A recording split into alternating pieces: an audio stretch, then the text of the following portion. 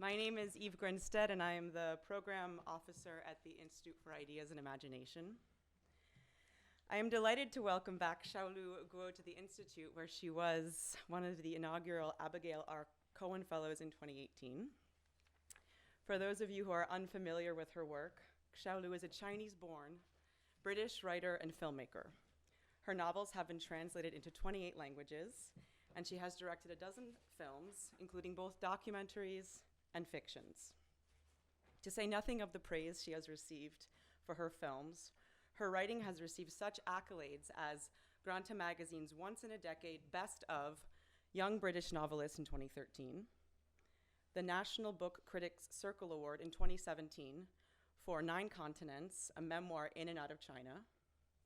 In 2018, Once Upon a Time in the East was shortlisted by the Royal Society of Literature and Rathbones Folio Prize, and in 2019, she served as a jury member for the Man Booker Prize.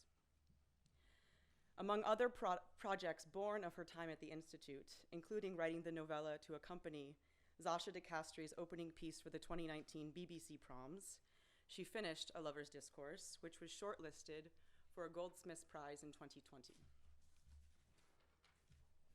She will be in conversation tonight with Professor Carol Gluck, George Sansom Professor of History at Columbia University, where she is a specialist in modern Japan from the late 19th century to the present, international relations, World War II, and history writing and public memory in Asia and the West.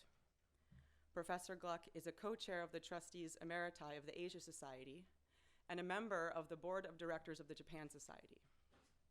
She is also a founding member and chair of Columbia's Committee on Global Thought.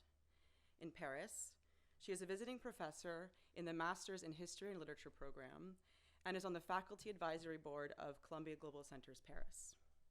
She is one of the Institute's founders and is the current chair of our Faculty Advisory Board. Xiaolu and Carol have already collaborated together on past events during Xiaolu's time at the Weatherhead East Asian Institute at Columbia University, where she was also a visiting fellow at the Society of Fellows and Heyman Center, as well as a visiting professor for the Department of East Asian Languages and Cultures, the Institute for Comparative Literature and Society, and the School of the Arts. Tonight's talk will last approximately 45 minutes, followed by questions. May I please ask you to speak into the microphone when we pass it around in order to ensure better sound recording.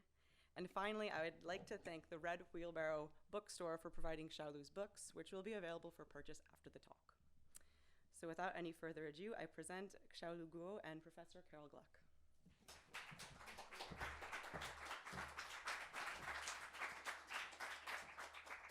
Thank you, Eve. Is it on? Thank you, Eve, and thank you, Xiaolu, for coming back to the Institute. Xiaolu is one of our Forever Fellows, so once a fellow at the Institute, forever a fellow. And we are delighted, in particular, that the book that we will be discussing tonight was one that she completed while she was here, A Lover's Discourse. And I remember that she went to a conference in the south of France on Barthes so that she would be up to date on the latest Barthian debates, and that this book then is really very closely linked to the Institute, as is Xiaolu. So thank you for coming. We're delighted to have you. The book that we're going to talk about tonight is really very much linked to her other books. 4 of her books have China or the East in the title. 3 of her books have love in the title. This book touches on the similar kinds of themes: love, language, China, that her other books have done. So I'm going to ask Xiaolu to begin by telling us what she was thinking about when she wrote this book, what her hopes for it were, and how she thinks it turned out.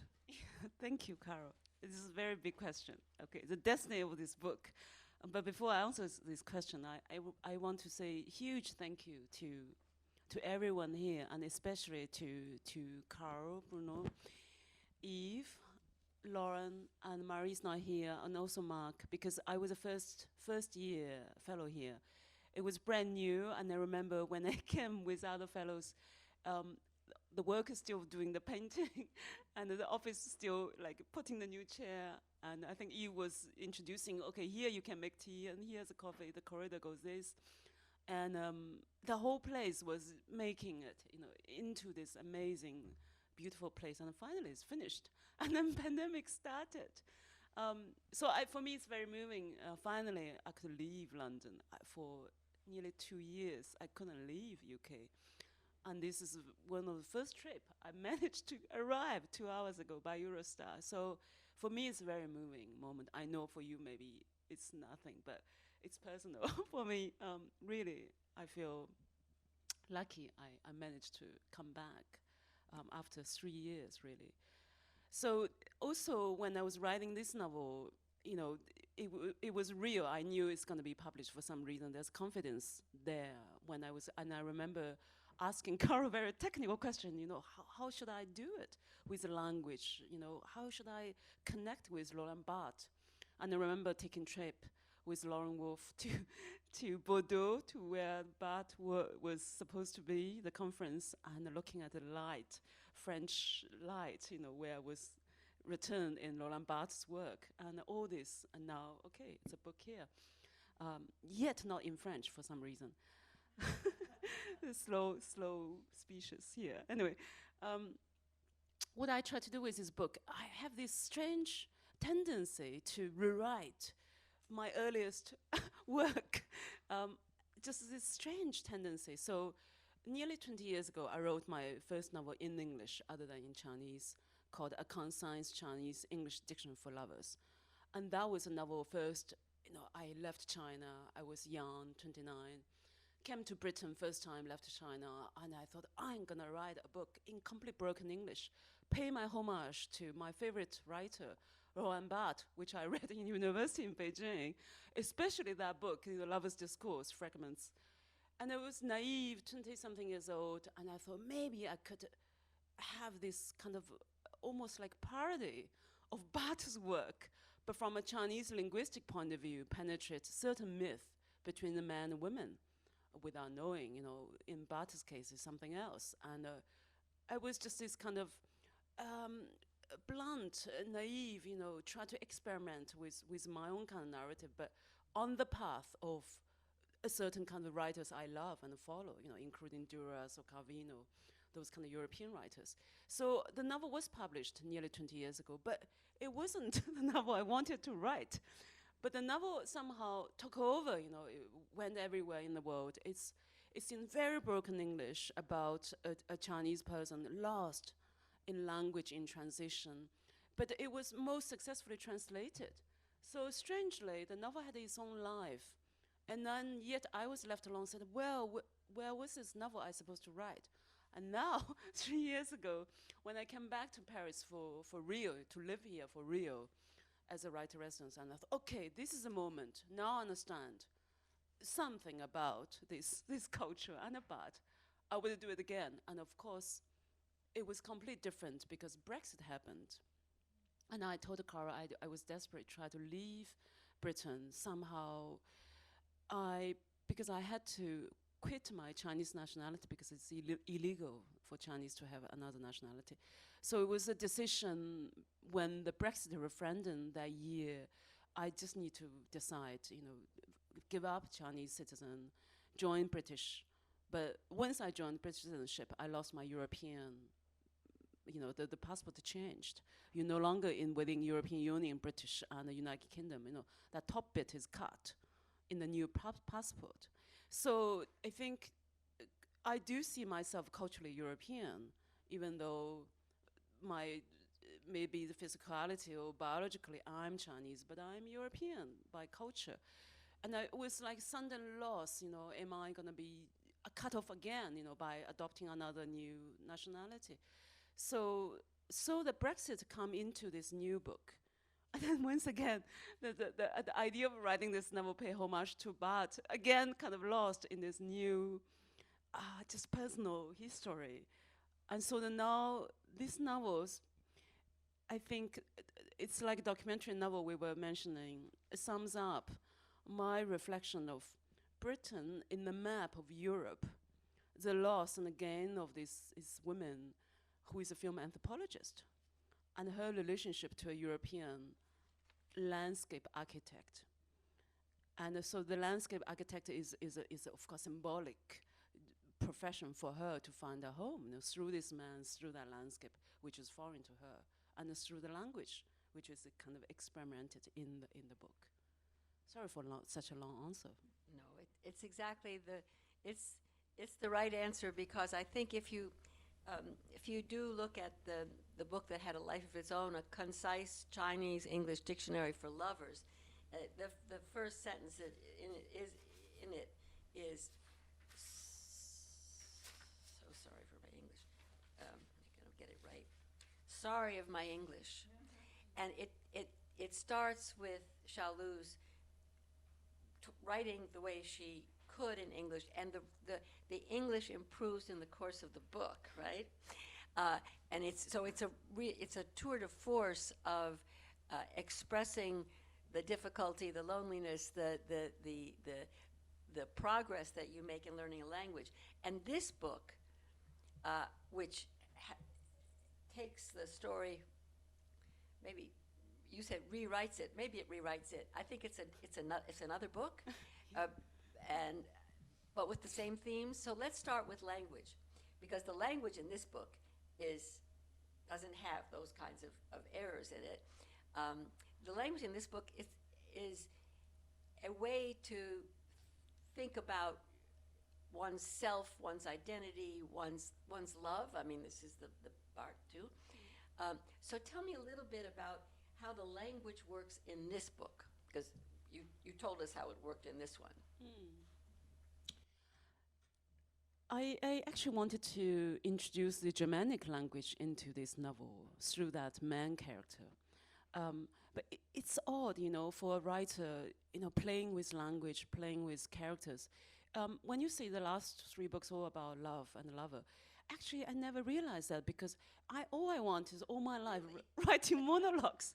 So, but you can't write monologues to publish forever. The publishers, the readers cannot take it.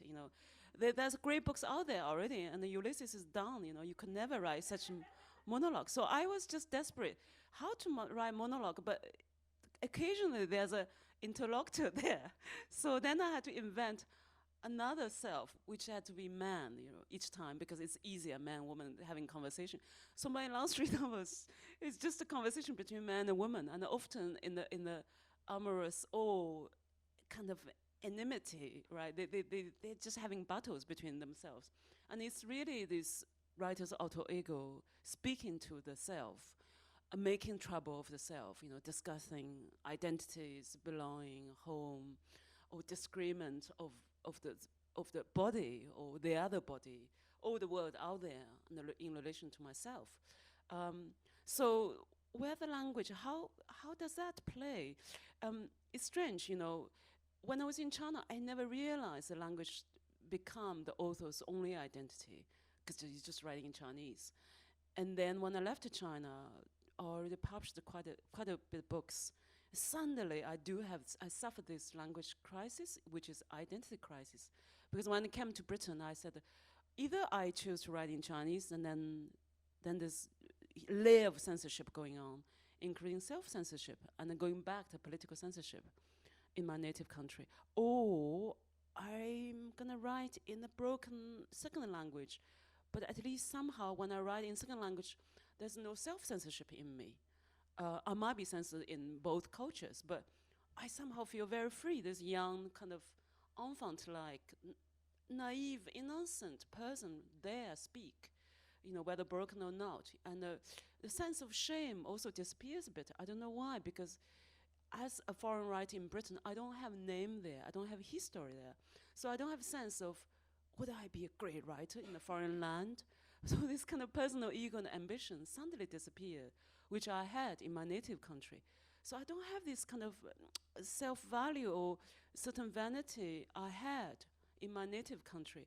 So I was just laying out like a child, naively playing with foreign language, the second language, which luckily was English. When I say luckily, because one of the outcome of the post-colonial debate, English language is the imperial language, how do we kind of debunk that language, how do we sabotage English language as imperial language, is we do indeed sabotage it by just mix your accent, your way of spelling, you know. So we have Jamaican English, Patois English, Hong Kongese English, or Singaporean English, all different versions of English, right, from other land. And it suddenly creates this vast vocabulary for me to play with. So in a way, I was lucky, you know. I'm not sure if I live in France or in Germany, you know, long enough, would I be a similar kind of writer? You know, I might imagine myself writing in French here after living here more than 15 years, or in Germany. Would it be harder in German? But still, those also did in German language. So what I did is sort of creating a kind of vaguely hybrid language in this novel. She speaks about her culture, her China, her memory, including some kind of rigid culture concept, which is sort of false, you know, in another culture. And he brings in some kind of Germanic reference, and they have fight through language and through this love affair. And indeed, they travel around, and the language become kind of background of their narrative. Something like this. Well, he's Australian German, and she, there are no names, and she is Chinese. So neither of them is British by birth or by citizenship. The language that you described, actually you just described it as a kind of horizon of emancipation, and you were lucky and all that. But the she in this book, and let's keep it to the she in this book if you want, the she in this book suffers a lot with this language. And although there's this often quoted saying about when you learn a new language, you acquire a new soul, the she in this book says the opposite. She says, I thought, why can't I hold on to one language while gaining another at the same time? Instead, I'm without words, it's a Chinese word, wordlessness. I'm suffering in my verbal existence. I could not possess the language. It alienated me, and it was never mine. I didn't feel I had that language in me. The language spoke for me instead of my speaking it. That language had existed before me and would continue after me, and I just wore it like clothes. Then it would abandon me when I die. This is the suffering part of the new language. And so not only is language part of their relationship, but it's also a really important and difficult marker in terms of identity for this person. So I'd like to ask you on that note to read the section. I thought you already quoted. Is that from Monolingo, that section? Because it's been quite a while. I wrote two books, so I don't remember. But I think that's the one to read. Yeah. So I think I'm going to read a little section called Monolingo.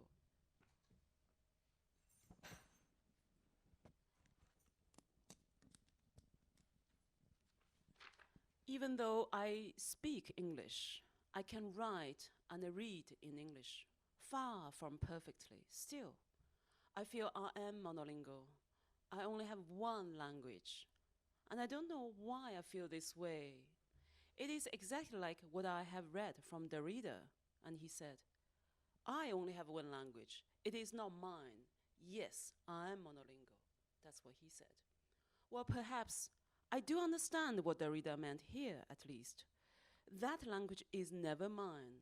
It never belongs to the person who speaks, whether it is Derrida's French, or my borrowed English, or my native Chinese Mandarin, or my dialect. I'm inventing, because I can't find the next line. It is not mine.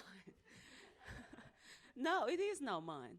And it will never be mine. It is the language of the other. It had existed before me and will continue after me. And I wear it like clothes when I'm alive, and then it abandons me. But you can't say you are monolingual. You responded. Yes, I am. I feel I'm that way. So that was a conversation we had shortly after we first met. I was not sure that you really understood what I tried to say, because you didn't ask me more about it. And this made me wonder, do you feel you are monolingual too, even though you were brought up bilingually? And you didn't seem to be bothered by such a question. And you would probably think it was a waste of time to ponder on this sort of abstract question. But all I wanted to say is that I felt I was impoverished and suffering quietly every day somehow. And in my verbal existence, and I suffered in my very own existence. Thank you. So language is both the medium, and this is following Barthes. This is a dialogue. Every chapter is a dialogue between she and he, or between her and him, and they're very short chapters, 2-3 pages, right? And at the top there is for most of them, one sentence from her and one sentence from him from the dialogue. So that's language as a medium, but all the way through, they're fussing about the meanings of language. He says he's a wasp, and what does she say? Wasp. Okay, you don't sting, but are you white Anglo-Saxon? Something. He says you don't sting. You sting too, yeah. There's all of this goes through it.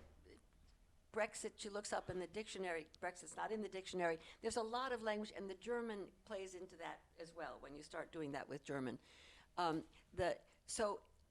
It's a polyphonic, it's a dialogue, but the way language is used is polyphonic, and there are 3 languages at play all the time. And they are never at ease with one another, because you are, I mean, right? That seems to be.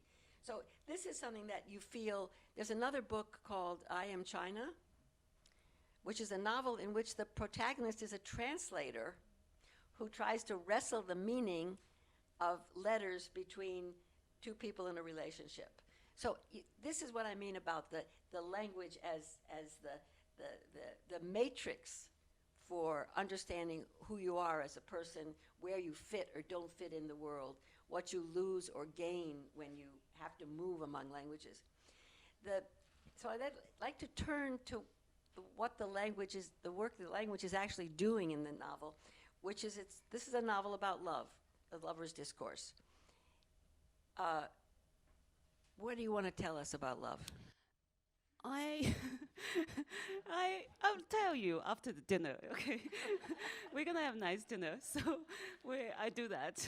I do want to discuss about authenticity. I know it sounds very earnest and a silly intellectual. I do wonder about the authentic life we are looking for to live. And I do, this very hopelessly romantic person in me, it's exactly this French philosopher Barthes said, we live in the pretending authentic life.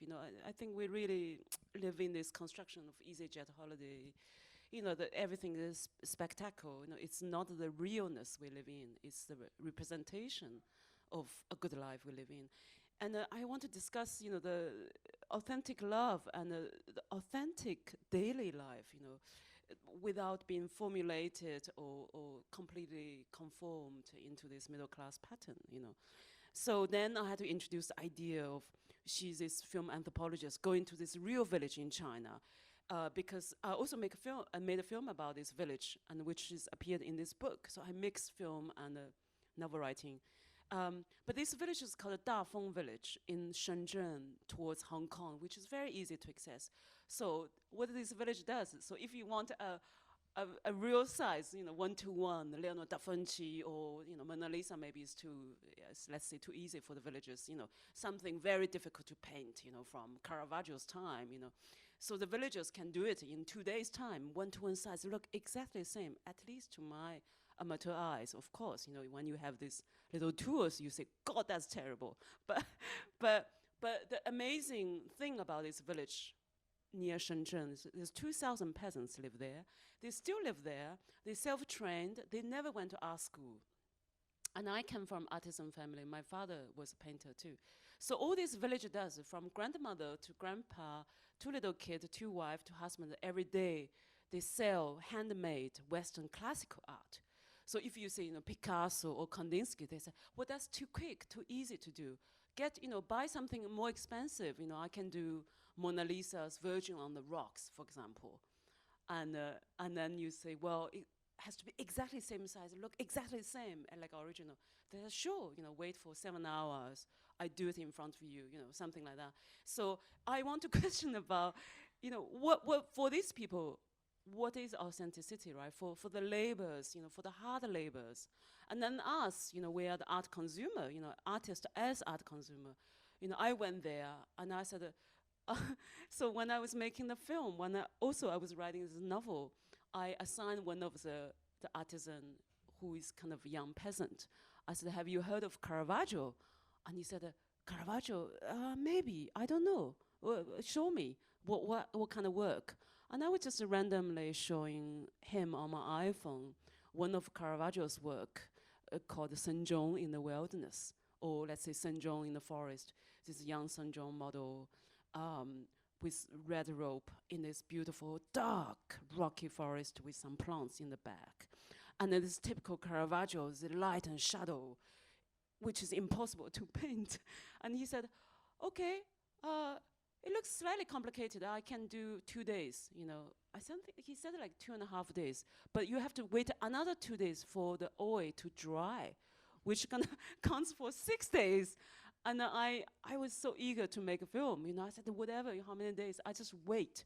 Can I live with you, follow you, And then, so I was filming him painting. And then meanwhile, I was writing this section for my novel, which had to be slightly different. So in the book is Da Vinci's Virgin on the Rocks. And also I tested him. I said, do you know this painting, Virgin on the Rocks? He said, I don't know. What, 2 women with 2 babies? And I said, yeah, 2 women with 2 babies. One is Mary, Virgin Mary, and then 1 baby is Jesus Christ, right? And he said, oh, it doesn't matter, just 2 babies, 2 women. Well, I do it. I do it in 2 days, So then I wrote this in my book. And then I made a documentary film about him painting Caravaggio's work, which is quite interesting, the male sexuality and his own projection onto that, Caravaggio's male body, But I might read this little section, which I recorded during my stay in that village. And so I think Idaho doesn't need a reproduction like that. But if you need, I'll give you the address and his contact. So this section is called a Klim's Kiss. All is real, but this belonged to a novel. In the street, I saw a large reproduction of Modigliani's Nu Couché hang at the front of a corner shop. The reclining red nude looked striking in the shadowy alleyway where peasants and workers rushed back and forth with their goods bundled on their motorbikes. A static, one-dimensional, sprawling body in the flow of street life. As if under a spell, I walked towards the nude body. Well, it looked almost authentic and almost beautiful, with the elongated eyes, the black hair, the breasts, the pink nipples, as well as the brown pubic hair. It was clear that even a copy of the original was attractive. Perhaps Modigliani would not have been too upset if he had discovered his most famous painting ended up here as a reproduction. Or at least, he might be happy that his painting, his woman, was not censored here in the still communist China. And behind the red nude, through the little window, I saw a man cutting a watermelon for his 2 small children. An electric fan spun on the ceiling, and behind him, an unfinished Klim's kiss. But when I looked closer, I saw it was not exactly Klimt, because the male figure on the painting who is kissing the female figure had been given a pig's head. How incredible!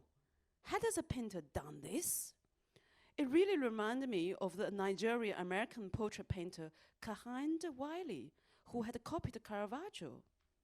And this was like something the famous Western painter might have done. I thought I should just walk in and film this man. And with the watermelon and the pig-headed Klimt's kiss, it will make a good scene. Hey, did you paint this Klimt? I asked the man, pointing at the pig head. Yes, I did. Is it? I no longer remember. He said, yes, I was so bored copying that I had to change the man into pig for fun. But don't take it too seriously, please. The worker painter laughed and then looked at me with his wrinkled eyes. And he put down the dripping watermelon and lit a cigarette. Then I noticed another painting in the corner, The Birth of Venus by Botticelli. The central figure was not a Venus, but a standing goat. As I stood there in amazement, children ran around and screaming and fighting. Now, one of the children grabbed a smartphone and began to play a video game, and the boys looked no more than 5 or 6 years old. The worker painter seemed a little uncomfortable with the attention I was giving to the goat Venus. He hurried and put away the Klimts and the Botticelli mockeries and placed the perfectly copied Modigliani piece in front of me. And he said, do you want to buy this? Yes, I nodded. How much? Well, this is my display copy, so if you can wait a day or two, I can paint a new one for you for about 200 yuan. How about that? He answered. Thank you. Well, you dodged the question about love, so let's let's return to that later. Let's talk for a minute about this village of copyists. The film is called 5 Men and a Caravaggio, and it's really fantastic. Here, most of that chapter is actually spent on the painter and his family who do produce the Da Vinci Virgin on a Rock from a cell phone image, okay? In how many days? I think that was 3 days. And he didn't see the halo. Yeah. So he didn't paint the halo. He forgot the halos on Mary and Jesus, and in the book that turns out not to be a problem because, and this is the question I want to ask you, because the academic sponsor, supervisor of this visual anthropology is what she's studying, of this visual anthropologist PhD, has a little problem with these paintings. That is to say, had a little problem. You talked about authentic. He uses words like fake and real, copies and original. There's a lot in this book. The word authentic isn't in the book, but the word about copies and originals is all throughout the book. So this is just an instance in two very small bits of how you responded to the copied paintings and how the academic supervisor responded to them. And this comes up twice. Once when she just comes back, and the second time when she defends her dissertation. What is his point of view that you object to, or the she objects, the you in the book objects to? No, the she in the book objects to.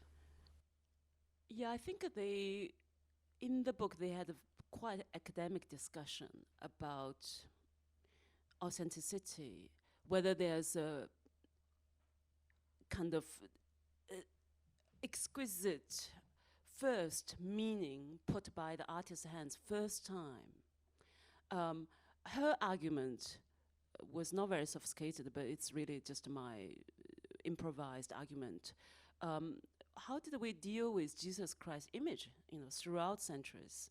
So her arguments were, there's a Jesus Christ. Suppose there is a man called that name. There's millions and millions of copies from Da Vinci to early one, to later ones, to Vermeer, to Chinese artists.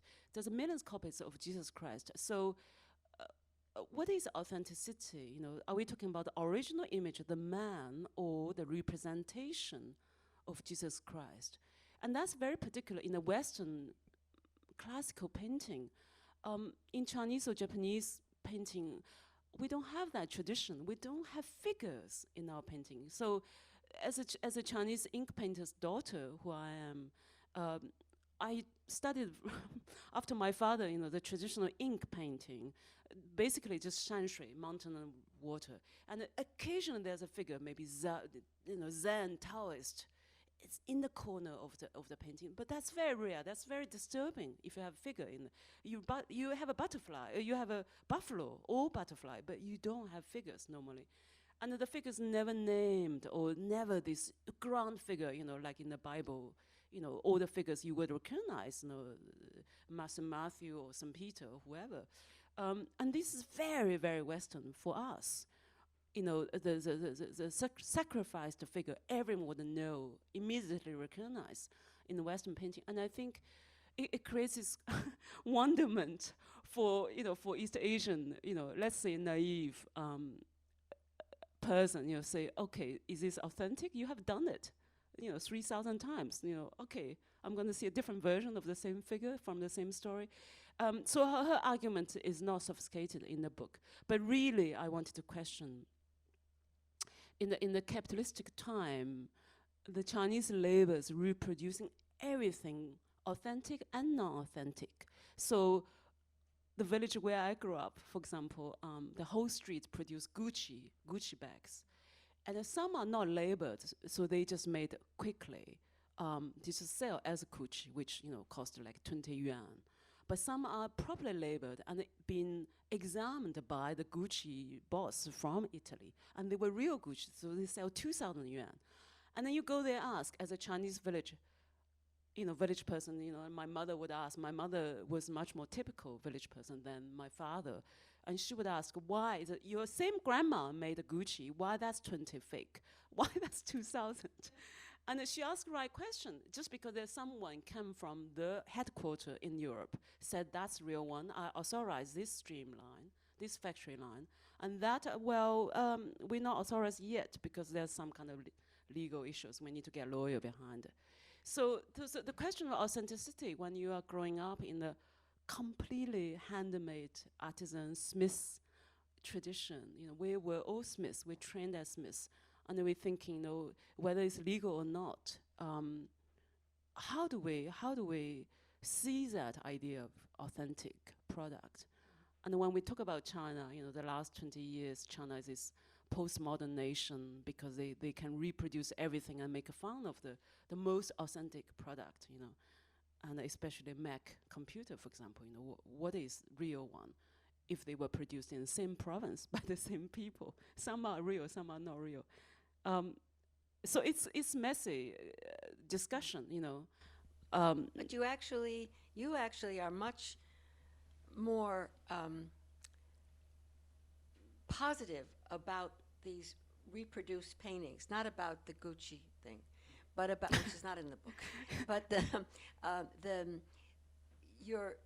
academic supervisor thinks they're fakes and they're forgeries, and you argue that no, they're reproductions, and you say, didn't Barthes say the author was dead?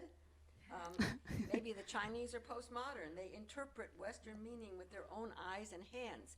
And you say that the sweating workers in this village were full of heart and not clinging to their achievements. So it's the Western supervisor who is accusing these people of being fakes. So the fake real is reversed because you're on the side of these painters. That's right. Right? So both of those threads are in the book. All right, back to love. It's a lover's discourse. It's a love story. It's a dialogue between two people who are lovers and who do get married and who do have a child in the course of this book. And you have a lot to say about love. Would you say anything about it tonight? Oh, God. If you don't, I will. It's always a battle. No, I think it is that I inherited this when I was younger, when you read certain book, especially, for example, Duras, and one of the sentences really imprinted in my head, love is a battle between man and woman, or love is a real battle between two persons. And I think that stick in my head, and reinventing this battle all the time, in my life, in my real life, and in my work.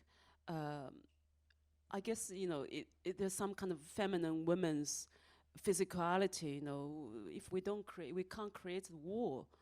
We create a personal war with another person, with another sex, and I think it's a bizarre habit when I write a narrative work. I really need to use that, love as narrative. But I no longer know, in this book, there's no erotic love at all, and I think it's really my surrender to female physicality, after a certain age. And I remember in my early novel, Kansan's Chinese English Dictionary for Lovers, there's a lot of erotic love or sex description in that book.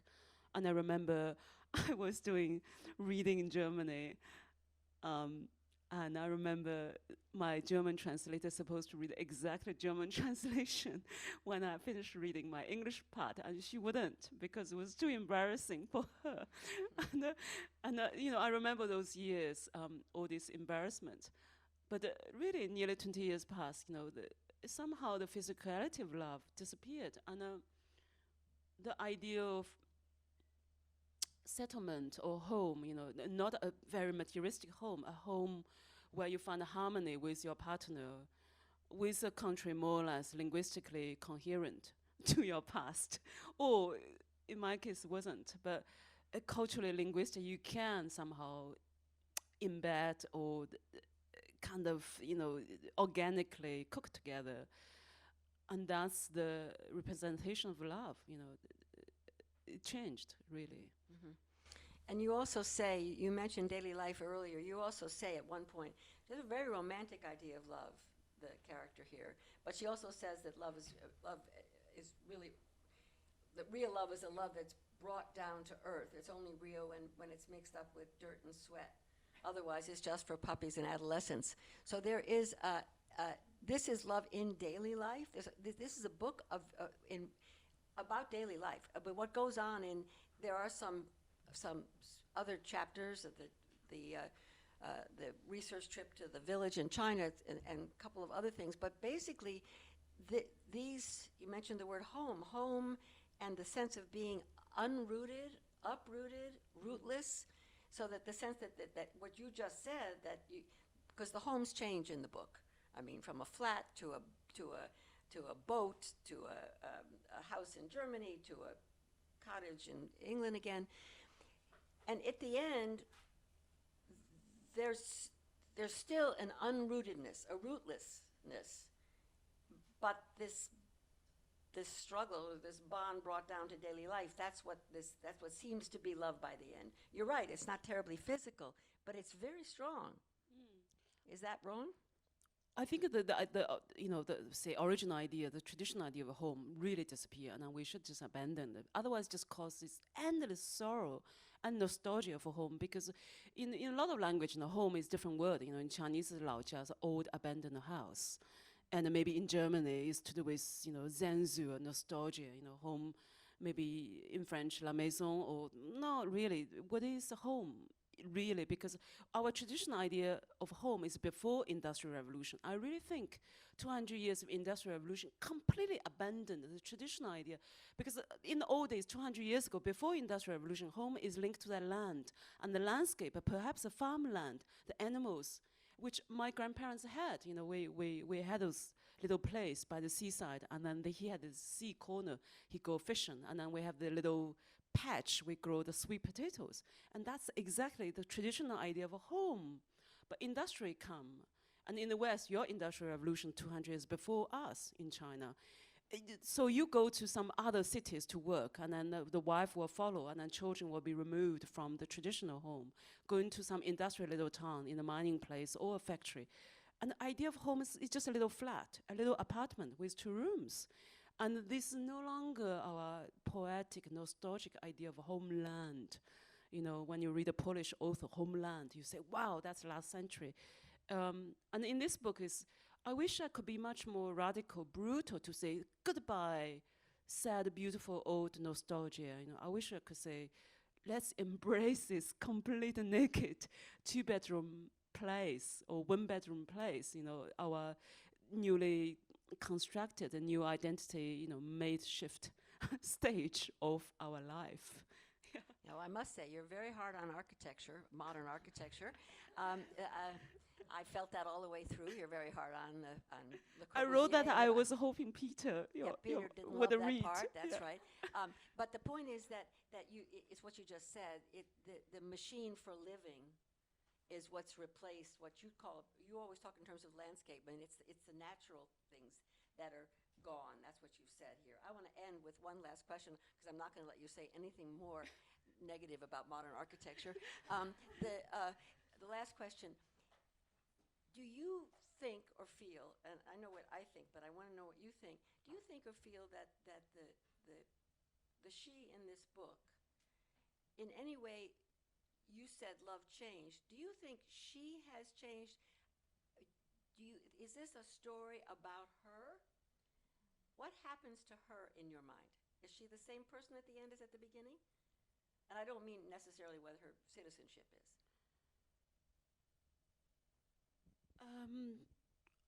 I'm not sure. You see, this is a question of self, right? And in denial of self all the time. It's really the identity of this woman who is here, speaking.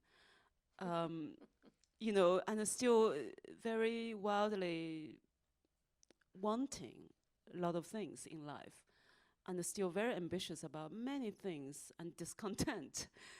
And in this constant battle with the world and the person you live with, So I feel it's on return, this person. And often the woman person in my book is very abstract. And I think the sense of unsaid, unfulfilled desire in her, which left the book strange. Yeah. I agree with you. I don't think this is a Bildungsroman that tells a story about a person coming of age and reaching resolution, so I decided it was an Umbildungsroman. It was a constant struggle. Use the word struggle. It's a constant remaking, and it's a constant desire and discontent so that it doesn't reach resolution. And in many ways, the end of the book, which is really about being a mother, and about being a woman as mother, is a very disturbing feeling for her. But it's a very moving ending for the reader, I have to say, because it anchors all of the struggle and the rootlessness actually in your situation as a woman and as a mother, and without a resolution to the struggle. So I'd like to open the floor to questions. This is a book you have to read to get it, because it is because of these short chapters and this dialogue and this crispness. I hope you'll read it, but before you do, if you have any questions, now is the time. I'm sorry, I need another microphone. Oh, microphone, yeah.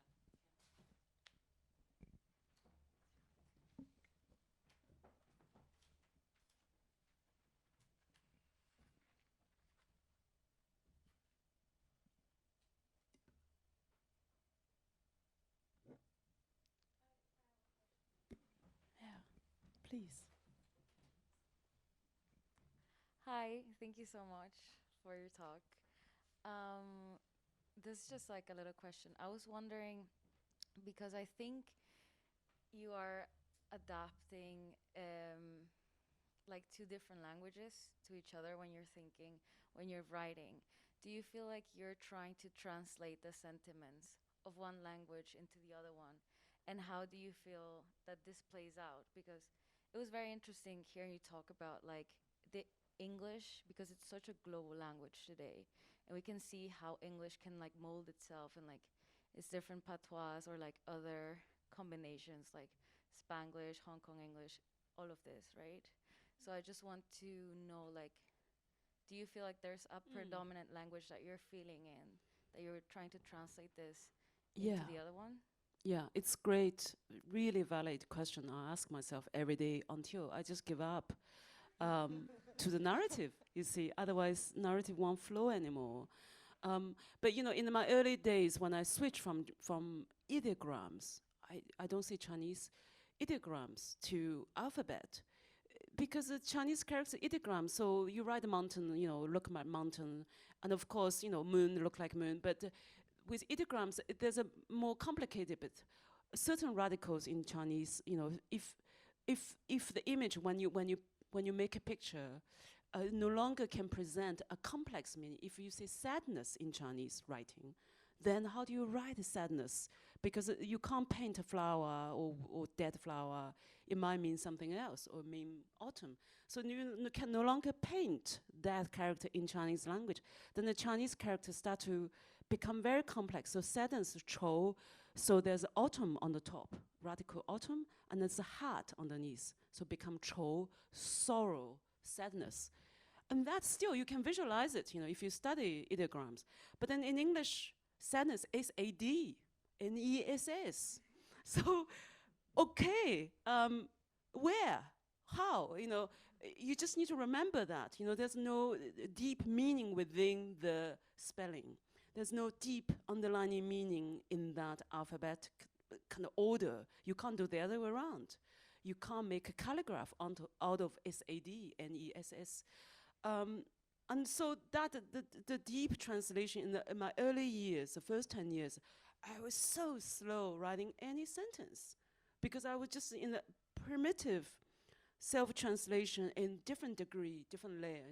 Linguistic is first layer, of course, and then verbalization in a more actual way. Once you type, you look at the ABCD, you got to use a bunch of ABCD on your keyboard, and you click it, and there will be 25 Chinese characters have the same sound, and let you choose one Chinese character to represent the word you are using, because the Western alphabet keyboard doesn't represent Chinese keyboards, right?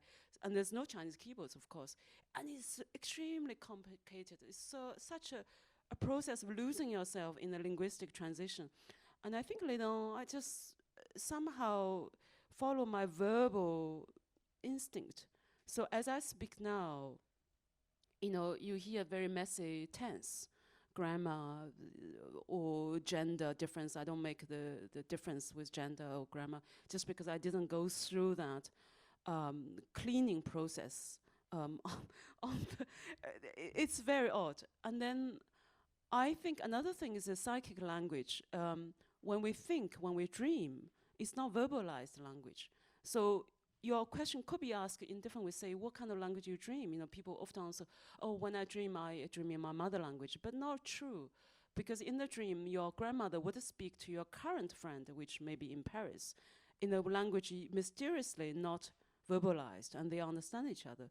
So I think that's another psychic language, which Steven Pinker should write a book about it, or Noam Chomsky should make a new one about that, which we are waiting for the explanation. And so I'm just going through the layer of self-translation until I think recently I slightly become unconscious with this transition. I guess because I practice a lot, right? And the layers seem to be invisible, but it's there. Yeah. Great question. Yeah, over there. Thank you so much. Just picking up maybe on the ideogram thing, I wondered if you could say a little bit more about your relationship with Barthes. I'm thinking about Barthes' kind of Chinese phase, maybe, or and what you think about that. And I suppose as a secondary thing, for Barthes, love isn't between, or his love isn't between a man and a woman. Exactly. And I wondered if you could say a little bit about that. Yeah, Exactly. Yeah, it's really on the spot. Your first question is, there's really interesting misunderstanding in the translation. I think in Chinese translation, I think we had a huge difficulty with Shakespeare. Of course, the Shakespeare prose and the Victoria literature, Bronte sisters, when they translated, somehow lost its charm. So in China, we read very contemporary Western literature, in a more effective way. So Barthes would work very well Beat Generation work perfectly. And the contemporary American literature, Hemingway work wonderfully, especially Hemingway's kind of prose, very lean, very precise, doesn't have long-winded French or German style. It worked very well in Chinese translation. So I sort of grew up with that kind of literature, much more recent. And only came when after came to Britain, I think when I first took Wuthering Heights, I was so shocked. It was so bleak, so intense. And of course, it was nothing there in Chinese translation then. I'm sure now there's more, revised version, which would capture the energy of Bronte sisters. But it wasn't then, and because it only started translating after Cultural Revolution, which is 1980s, we began to translate the Western stuff, in a massive way. So to answer your first question, so Barthes was somehow extremely successful, but also maybe Empire of Science was so popular in China because, thank God, suddenly there's a Westerner talking about, this Hanzi or Kanji, which is the same Chinese characters. Suddenly there's someone know us, so it's this kind of slightly equal communication going on. I think also because I had a very odd film study, they took all the French authors, from filmmakers to the writers to the French novelists, everything belonged to New Wave, Nova Roman. So I think just in my university, in Beijing Film Academy, was madly in love with French author from that time. So I was just orderly put in that school, And then when I came to the West, I was really writing like that, in a translated style. Until now, I have this odd style in English, strange style translate. And your second question is much more. Do you ask about the transition, or linguistically, or can you explain a bit more? You mean about for Barthes, love is not between a man and a woman? Sorry, yeah, exactly. So I missed that bit. Yeah. So in the novel, it's very, very difficult to how to talk about that, because in the book I made 3 sections only to discuss Barthes' homosexuality, and the girl character doesn't know in the book. So it's very strange, how Barthes was translated in the 80s. And I was certainly studying 1980s translation. There was no mention of Barthes' homosexuality. And we read in such a romantic way, we read between boyfriend and girlfriends, without entering Barthes' real life. And so in this book, I had to take this out. The woman said, well, actually, it's not valid, because Barthes is never talking about women's point of view. And, even though he quoted, Zola or Balzac or Nietzsche, see, there's no sentence from women, even, Jan Veter's Sorrow, it's not a woman's point of view when he quoted Charlotte speaking. And so the debate in the book was, it was difficult for me to write, because the naivety in the woman character was my naivety when I was reading Chinese translation. I didn't know anything about Barthes' personal life, And then when I was writing this book, and I was reading Barthes' mourning diary about his dead mother, and then suddenly was this revelation. Barthes was so deeply in love with his mother, the only woman he truly loved and dedicated to. And it's this naive, this romantic revelation, Barthes' relationship to women, actually to his mother, and everything else was hidden in a way. It's coded, and it's kind of strange, for me to quote Barthes in this straight love story, in my version. I would love to talk about this, with with you more. But you do in the book talk about the shock at finding out that Barthes was a homosexual, and that the only woman he loved was his mother. And you had to admit, I'm quoting, I had to admit he wasn't speaking to me, which of course you had thought he was. Would I still like the book as much as I used to? Did I feel cheated? So there's a question there that takes you from your young romantic view, or the view of the romantic relationship when you're reading it in Chinese, to the question, but is it the same book now that I know what I know, right? So that's all, it's a very nice, there's 3 short sections on Barthes, And that's where you deal with that. But straight on, you deal with it. So it was very helpful that you did that. Last question. Okay. If not, let me say thank you once again to Xiaolu for writing all these books. There's a lot. I do think it's that we benefit from your writing all these books. Thank you for coming back, and come back soon again, because we expect to see you often. And thank you all for listening and for coming, and I hope you get to read some of the books. Thank you.